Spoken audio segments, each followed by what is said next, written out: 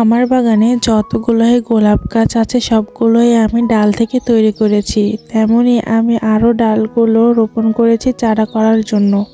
গোলাপের ডাল রোপণ করার প্রায় 15 দিন পরে গাছে পাতা আসতে শুরু করে, কিন্তু গাছে শিকড় হতে অনেক দেরি হয়। দেখেন এই গাছগুলোতে কি সুন্দর বড় বড় পাতা হয়েছে, কিন্তু শিকড় একটাই হয়েছে আর অনেকটাই ছোট ছোট শিকড় আছে।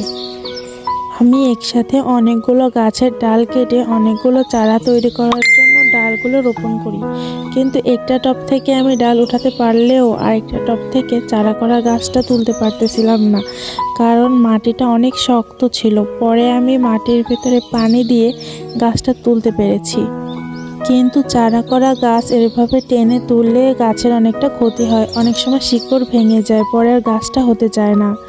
যদি মাটিসহ গাছটি তোলা যায় তাহলে সবথেকে পারফেক্ট হয়, সেই গাছটি ভালো হয়। কিন্তু আমি তো গাছটিকে তুলতে পারতেছিলাম না, এর জন্য আমি বাধ্য হয়ে গাছটিকে টেনে তারপর তুলছি, কিন্তু এমন গাছ হবে কিনা আমি বলতে পারি না। লাস্ট পর্যন্ত কি হয় আল্লাহই জানে। এই গাছের চারাগুলো তুলে আমি নতুন একটি টবে বসিয়ে দিচ্ছি, কি হয় লাস্ট পর্যন্ত জানি না। আজ আমি গাছের সাথে যেটা করলাম এটা একদমই আমার উচিত ছিল না, কিন্তু গাছগুলো যে উঠতেছিল না, এর জন্য এমন কাজ আমার করতে হয়েছে। আপনারা সবাই চেষ্টা করবেন মাটি সহ গাছগুলো তোলার জন্য, এমনভাবে টেনে তুললে গাছটা মারাও যেতে পারে, হয় না সচরাচর।